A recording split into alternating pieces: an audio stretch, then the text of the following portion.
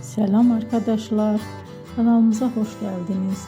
Bu videoda Hande Erçel'in hayatındaki zor ama önemli bir dönemden bahsedeceğim. Hande Erçel hayatı boyunca ailesine bağlı biri olarak biliniyor. Özellikle annesi Aylin Erçel onun için büyük bir ilham kaynağıydı. Ne yazık ki 2019 yılında annesi uzun süren bir hastalık sonrası hayatını kaybetti. Bu olay Hande Erçel'in hayatında derin bir iz bıraktı.